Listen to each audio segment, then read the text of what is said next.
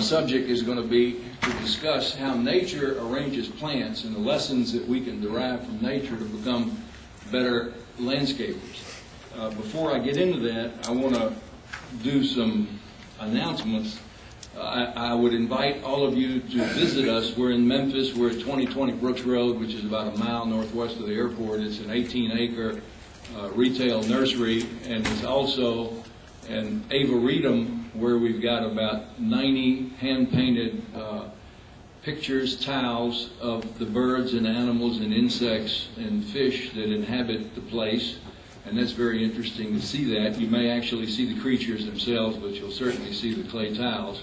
Then we've also got an arboretum there. It's got about 85 species of trees. It's a Class 2 arboretum. And our website is www.waterplants.net, and our email address is treesbytouliatos@bellsouth.net. Okay, now we'll go back to the subject that I'm here for, and that's how nature arranges plants and the lessons that we can derive from that. All of you should have a handout. I'm not going to show you any slides. It's going to be strictly this handout. So if you don't have one, you're really going to be handicapped. Is there anybody that doesn't have one? Ooh.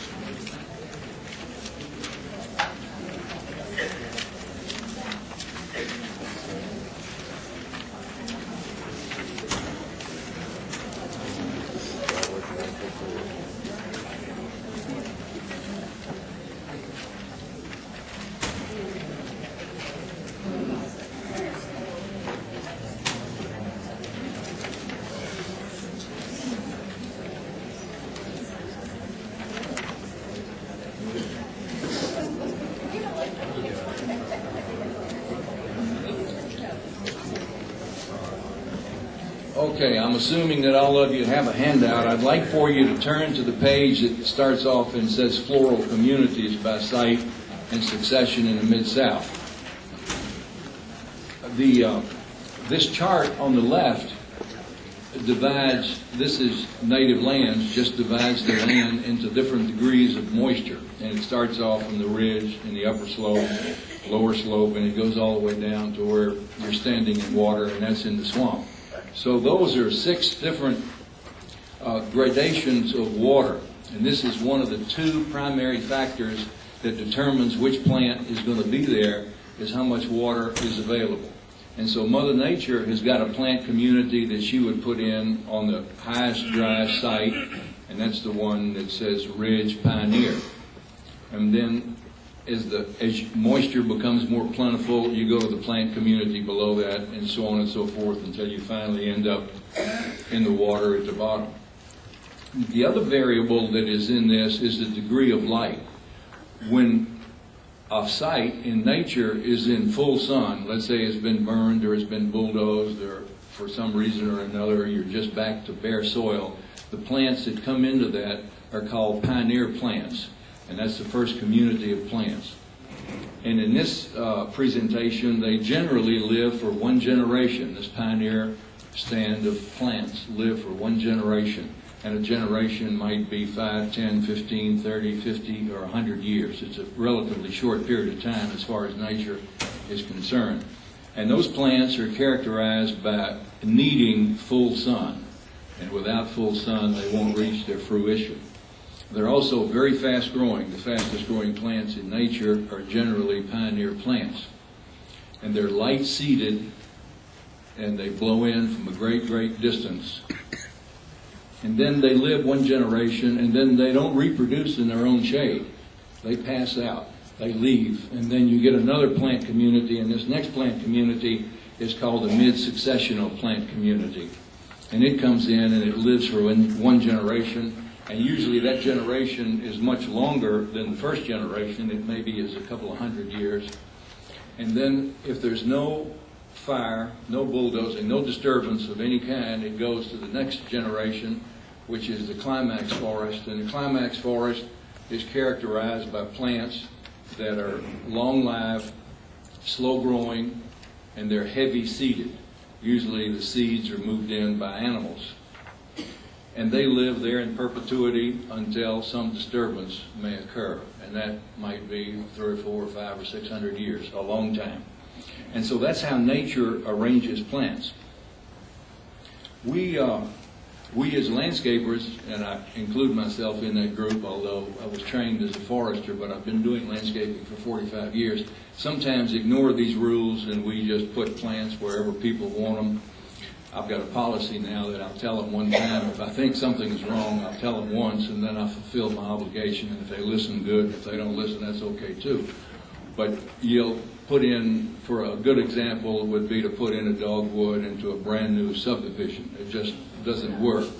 It's a climax species, and so it needs to be one that comes in pretty late in the game. And then you need to follow this chart. Now, generally speaking, when you're on a piece of land, you know what the moisture level is, and if you would follow these charts, this chart, and use the plants that would be there, you're going to succeed.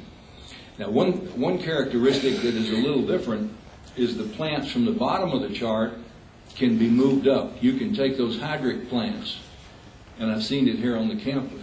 I've seen ball cypress here on this campus planted on very high ground all over the place, and they're succeeding very well. And it's the same on the Ole Miss campus. Right in front of the Lyceum building is 2 ball cypresses on one of the highest, driest hills in Lafayette County. So you can take plants from the bottom of this chart and move them up, and that works all the time. But you cannot take plants from the top of this chart and move them down. That fails. If you take, and I'll go over the xeric plants, things, highly desirable plants like yellowwood or smoke tree or red cedar, so on and so forth, a fringe tree. And if you move them down into lower ground, they're going to die. And that happens all the time. And the phrase that I have for it is, I say, humans are always proposing and nature is always disposing. And then you couple that with the irrigation system. When I first started in business, probably 2 or 3% of the people had an irrigation system. And now maybe, depending on the demographics you're talking about, 50 or 60% of the people have an irrigation system. And so we're getting, let's say, 50 inches from natural rainfall and another 40 or 50 inches from the irrigation. So you've got an enormous amount of water. And that actually will drive the oxygen out of the earth, and it suffocates these plants, particularly these plants that come from xeric sites. And that's why so many of these plants that are highly desirable, none of you have them in your yard because you've planted them and planted them and killed them and killed them. They don't work. And that's the reason that they don't work. So it probably sounds to you that I've developed a bias for the plants that come from the hydric sites, and that's true. You can take any of those plants that are on the bottom of the chart, and you can move them up into drier sites, and you will succeed. Okay.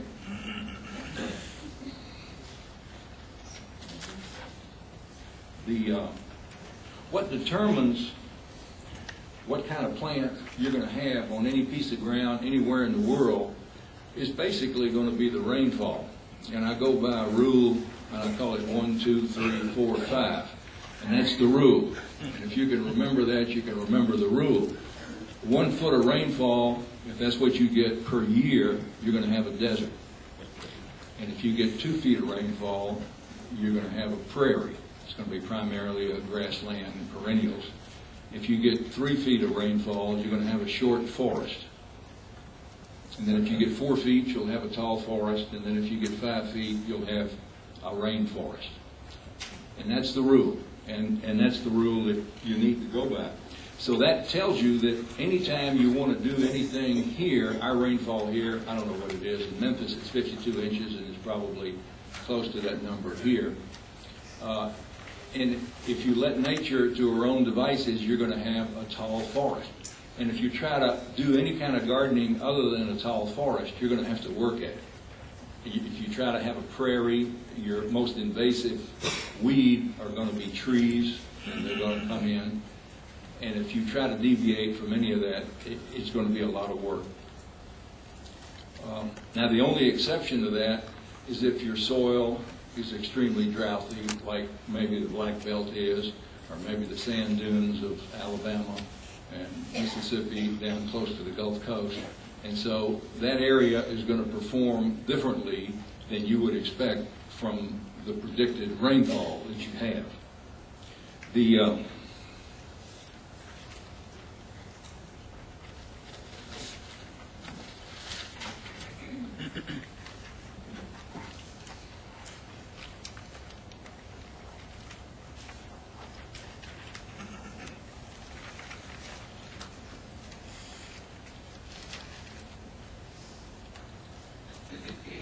So the one rule is that you can move the hydric plants up, but you can't move the xeric plants down.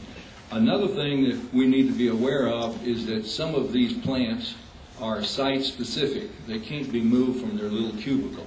And some examples of that would be over here on the right under the climax forest, the sugar maple, for example, and the beech, and the big leaf magnolia. Those have got to be precisely right there. And if you put them anywhere else, they're destined to die. We call those site-specific. And there's no pattern to them. You've literally got to learn them. The trick of the trade is to learn the trade, and I can't tell you all of them because there are many of them. But once you learn those, you can only use them if the conditions are right for that plant. There's another group of plants that we call non-site specific, and they're very important in the nursery industry because nurserymen grow them and we sell them with complete aplomb because we know they're going to work. And that's things like, well, possum haw, you call it deciduous holly. Sweet gum is another. You can plant sweet gum on the dry site or almost on the wettest site. You can plant it in the sun, you can plant it in the shade. Wax myrtle, yopon holly. There are many plants like that that are non-site specific. And I might mention at this point that this chart is only natives, and I've done one for the Asiatic plants. That's the largest temperate forest in the world. And the chart is very similar to this, plants from China, Korea, and Japan. And we live here in the second largest temperate forest in the world. And that's why we interchange plants with them all the time, because essentially the climates are very similar.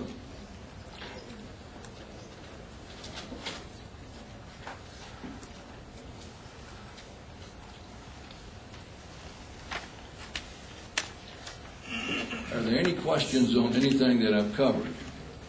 I hope they are, because I'm way ahead of my time. Yes, Ed?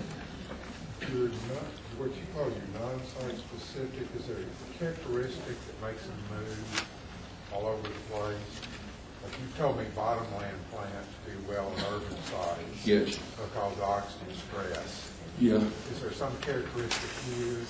If there is, I don't know of it. They're scattered all through this chart of site-specific plants that got to be in that particular site. Another example would be blackjack oak. You'd never find a blackjack oak anywhere but on the highest, driest site. And the same with post oak. Is going to have a high degree of oxygen. And in our irrigated landscapes, that's not likely to happen. People have a tendency to live more in the xeric and the mesic sites than they do in the hydric sites. Now, where we are in Memphis, people do live in the hydric sites, and they get flooded out, and they could grow only the hydric species there. Yes, ma'am? Could you mention a few more that are non-site specific? Yeah, the ones that are important nursery plants. I mean, that's a simple. Yeah, yeah, and wax myrtle would be one. Deciduous holly, yopon holly. And you'll see them as I walk around the campus here. I see them, and they're used quite a bit, and they form the bulk of the landscape plants. And the reason they're used so much is because they're going to succeed regardless of where you put them. And so you don't have to think about that plant. Any other questions? Yes, ma'am? Yeah, this plant Hey, how are you? I'm fine. Could you talk for a minute about some of the things that make trees stronger? I noticed you got some notes about ice-proof trees. Yeah. But when you're going out, so you want to address some things that make trees more hurricane resistant. Okay. I'm glad you asked that question. Let's turn the piece of paper over. And this is almost the form of a summary, although there's some new information here. And in going through here, I'll answer your question.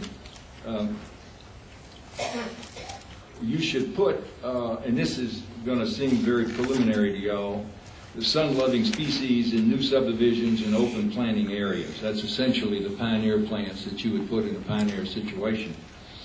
And then the shade-tolerant plants you can do in sheltered areas and older subdivisions. And you can move bottomland species, hydric species, up to higher sites, but you can't take the plants from the higher sites and bring them down. They would die if you did that.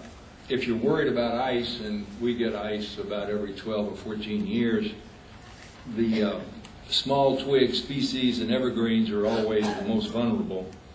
And as far as pine trees are concerned, for example, shortleaf pine, Pinus echinata, has got the smallest needle and holds the least ice, and so it also has the least damage. It also grows the farthest north. And the one that gets the most damage would be slash pine and longleaf pine. All other things being equal, is smaller trees that are longer lived, like the hybrid crepe myrtles and hornbeams and deciduous hollies, have lower annual maintenance costs than forest giants. And some coarsely branched trees that are never damaged by ice are like Kentucky coffee tree, catalpa, cow oak, that's Quercus machoi, and bur oak. And when you see these trees, you'll recognize them. Instead of having little fine branches like my little finger, they'll have big coarse branches like my thumb. Those kind of trees are not damaged by ice. Some non-site-specific trees that are most cost-effective over the long term, and these are the ones I've been mentioning: deciduous holly, yopon holly, red maple, and even sweet gum. Red maple has become very important. In the last 7 or 8 years, it's become the #1 planted tree in the United States. And it used to be pin oak, Quercus palustris, but now it's Acer rubrum. And there have been many different cultivars that have been developed, and they produce dependably good fall color. And that's important because this far south, not many trees produce dependable good fall color. In choosing individual trees, and look for trees that have got a main straight trunk and then have got right-angled branches. That's the strongest branch angle that you can have. And when you see trees that have got branch angles like this, that means that that tree is going to be vulnerable to the wind and the ice. And you can see a lot of those on the campus here. I see a lot of Bradford pears, and that's their problem, because they get ascending branches like this, and then they get ingrown bark, and so there's no real union between the two, and so when there's a force put on one or the other, it breaks. And in Memphis, that was probably our #1 tree 10 years ago, and now I think there's 1 or 2 on the place, so when people come in and they ask for one, I say, okay, there it is. I don't want to be totally without, but we don't really move any of them. And then getting back to your question, is trees grow stronger with exercise? And when you plant trees close together, and you've seen this in loblolly pine plantations, the trees themselves are parallel. They look like telephone poles. And then when you plant a tree by itself in an open place, it gets a buttressed base and a rapid taper. It looks like the Transamerica building or the Eiffel Tower. And those buildings were designed to withstand the forces of Mother Nature. And it's the same with a tree. And so you can grow the shape that you want with a tree by changing the spacing. Now, these trees that are grown in a plantation in a parallel, if you cut down all the adjoining trees, and if you get a 30-mile-an-hour wind, that tree is vulnerable and it's going to go over, because it's been accustomed to being supported by all of its neighbors. I guess that answers the question, doesn't it? question related to that. What's your recommendation on staking of young trees then? Do you plant them out in the landscape? Yeah, her question was, what's my recommendation on staking of young trees? And I'm noticing, we do it, but I'm noticing more and more landscaping firms that don't do it. And of course, when I first started in business 45 years ago, we didn't stake trees, and it worked 80 and 90% of the time, but it also failed 10 or 20% of the time, and we'd have to go back. I think the best practice is to use staking, leave it on for the first year, and you don't have to stake tightly, and then remove it the first deciduous period that you come to. In other words, we're coming up on fall now, and so you would remove the staking.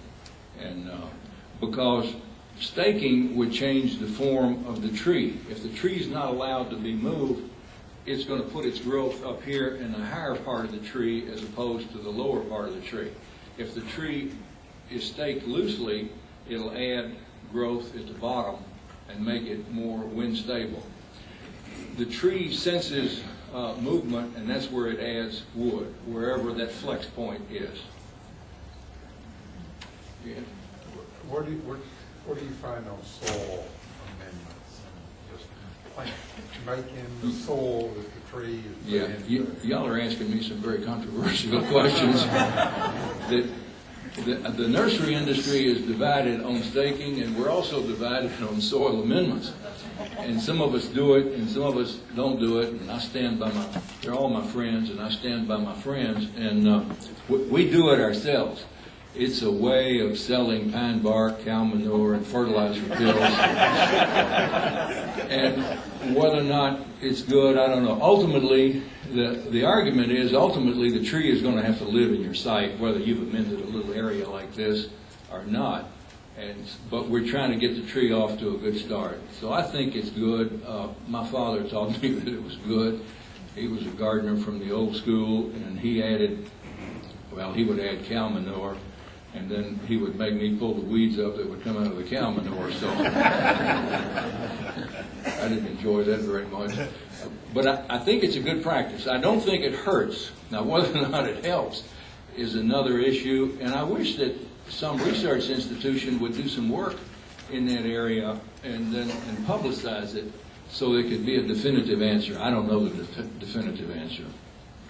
Yes, sir. If I can add my 2 bits on that, especially for moist and hydric, I would not recommend, because if you replace heavy clay soils and bring in sand, you're basically bringing air. That space will be quickly filled with the water, and it's going to make it difficult for plants that you plant in that. It's basically you're creating a bucket.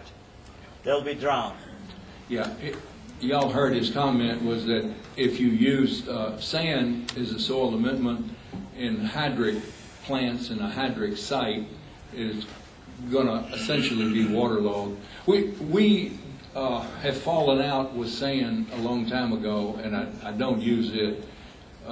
We use primarily organic matter, which cow manure and pine bark. Pine bark is marvelous. It's the cheapest material you can get, and it lasts forever. You can dig up where you've used pine bark 4 or 5 years later, and the pine bark will still be there. And you put peat moss in the ground, and you dig it up a year later, and there's no evidence of it. It's gone. And also, you've destroyed a Canadian peat bog, too, in the process, so I don't believe in that. The pine bark is a waste material from local industries, and so I think it's good to use that. Okay. Yes? I have a question. The house I live in is very, very old, and it has 3 gigantic magnolia trees that overpower it. My husband swears that his parents, it's the house that he grew up in, that his parents were told not to rake the leaves from under the trees. Is that true? And my other question is about ivy that's growing all the way up into the trunks. Can that damage the tree? Okay, her question was about magnolias. Should you leave them, should you mulch them with magnolia leaves, and should you, I don't know if you said this or not, but should you leave the limbs down to the ground? And my answer is yes to both of them.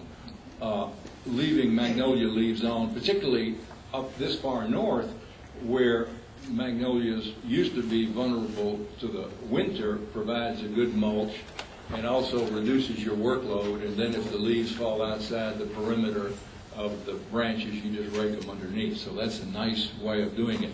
I hate to see magnolias that have been limbed up, but so many times we plant magnolias on properties that are entirely too small for magnolias, because magnolias get huge. Well, I thought it was just my husband wanting to relieve the workload.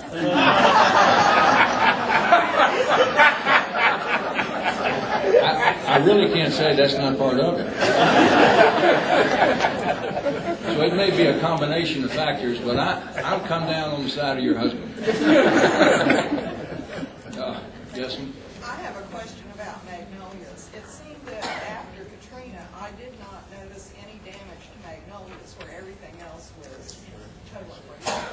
Is that just something that was in my locality, or did anybody else observe that? I spent a year on Hurricane Camille, and boy, the magnolias got decimated. And what amazed me, and I have not seen the damage from Katrina, but what amazed me was how quickly they rebounded. Within 2 years' time, you could hardly tell. They've got epicormic buds and branching, just kind of like a sweet potato, and so they've got the capability of putting out even on hard wood.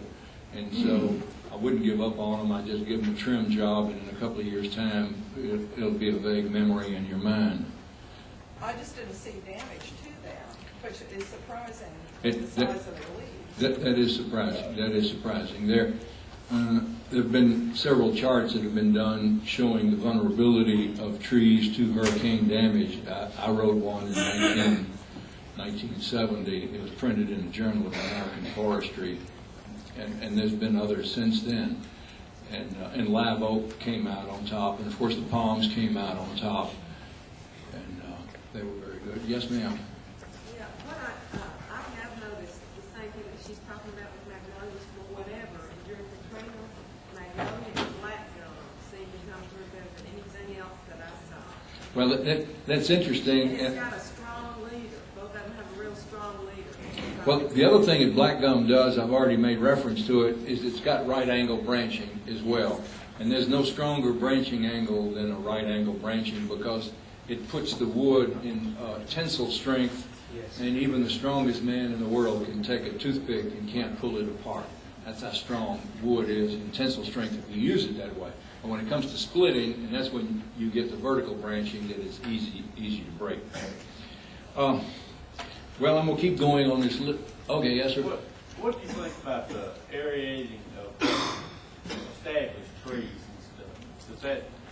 Yeah, his question was about aerating trees. I think it increases the gross domestic product of our country.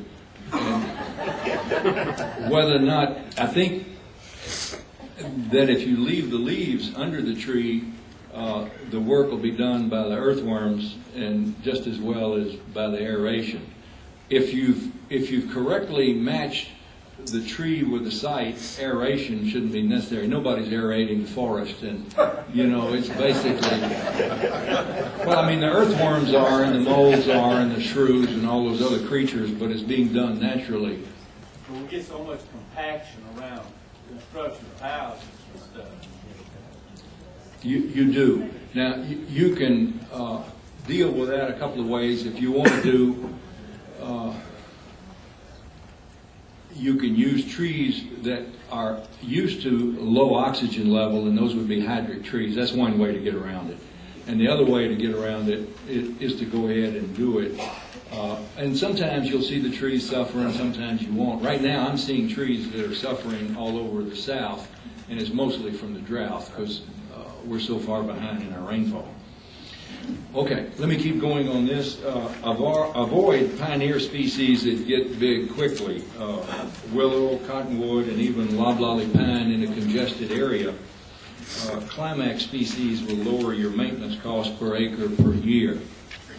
And if you use those big trees, make sure you've got a lot of room to accommodate them. And I would encourage you to use native species whenever possible, but also don't discriminate against plants and trees because of their country of origin. Then a question I ask is, where did your ancestors originate? And they probably wasn't from here.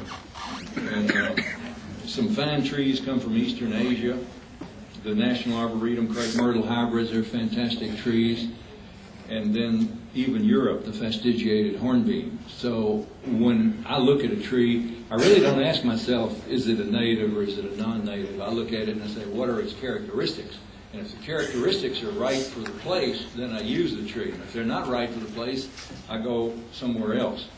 And be guided by your experiences. Record successes and failures after each natural disaster. I mean, this business about the magnolias not being damaged, that's the first time I have heard that. So that was a new one, and that's good information, and that ought to be incorporated, and it ought to become part of our culture. And just holding it in ourselves doesn't really do it. It needs to get and be broadcast out. Yes, ma'am. I think that magnolia information depends on where you were, because I'm on the coast and my magnolias were damaged. They were damaged. That's good. And I was in Jackson, so it was just wind damage, not salt. Okay. Salt. And salt. Salt is another one, and magnolia is vulnerable to salt. So there's a lot of factors that go into it. And yes. Can I ask you a question? Go back to the item just before about the species. There was a beautiful tree that was discussed in the latest Southern Living, the Chinese pistache. I'm assuming I'm saying it correctly. Yeah. Are you familiar with that? Yeah. How does it work? Is it good? It works fine. It's got fantastic fall color. We grade them in our nursery on 1 to 10 according to fall color, and we've got some that we call 8. And the fall color is consistent from year to year to year. That's another topic. And Chinese pistache is a great tree. You see it more in Texas and Oklahoma because it's more resistant to drought than here, and drought is not as much of a form giver here. But it's a great tree. It provides open shade. It's got a compound leaf and great fall color, and it does not produce any fruit, unlike regular pistachio trees. Yes, sir? Could you give me an example of a tree that could be planted in a small space of concrete around it? You know, a tree that the roots would go down and then go out very high. In the sun or in the shade? It's sun in the shade in the morning, sun in the afternoon. It's good place. It's by my patio. I just want something to go with. You could look at the hornbeams and What is there another name for a hornbeam? No. Carpanus.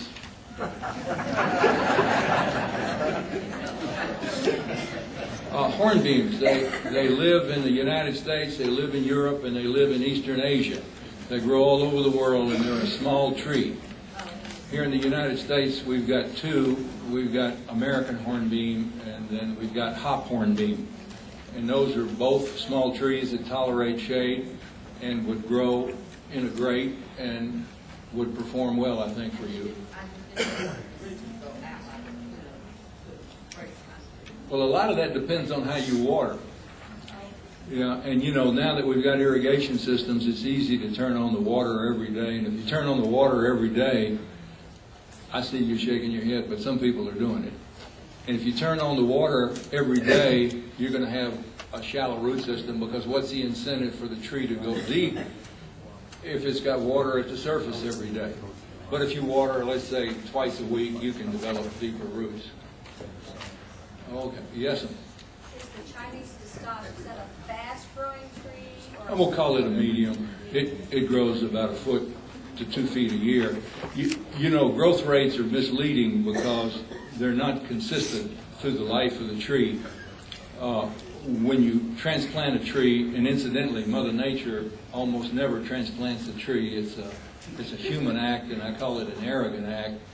And the only time Mother Nature does it is if you've got a landslide and one tree's up here and then it ends up down here. That's the only time she transplants it. But we transplant it, and the first year when you do that, usually we say the tree sleeps the first year, and then it creeps the second year, and it leaps the third year. So it's the sort of thing that might grow 1 foot the first year and 1.5 foot the second year and 2 feet the next year. Okay, and then now, yes, ma'am? Have you seen one tree that's replaced the Bradford pear in popularity over the last decade? Yes. I'm biased in favor of crepe myrtles, even though they're not a native. And some people say I'm just queer for crepe myrtles, and I like them. And you know, in the business that we're in, it's a service business, and nobody ever calls us back to replace the crepe myrtle, unlike all these other trees that we have to do. So I think there's some fantastic crepe myrtles, and the crepe myrtles that were developed by the National Arboretum are just out of sight. There's about 30 or 40 of them, and they're great. And the one that they rejected, that Sarah's favorite crepe myrtle, gets about 50 feet tall. I've seen some here on the campus. You can recognize them. They got white flowers like a natchez, but they got light-colored, skin-colored bark, unlike a natchez, and you can recognize them. They don't bloom quite as long, but they got fantastic fall color. And they're cold hardy. This is not a consideration for you guys, but they're cold hardy all the way up into Ohio. So it's a fantastic tree. Yes, ma'am? Sarah's favorite. Sarah's favorite is the name of it. I love crepe myrtles too. I would love to use them a lot, but my thought and my concern is biodiversity and the fear that if you put crepe myrtles everywhere and a disease like the ones that hit the elms and the Chestnut.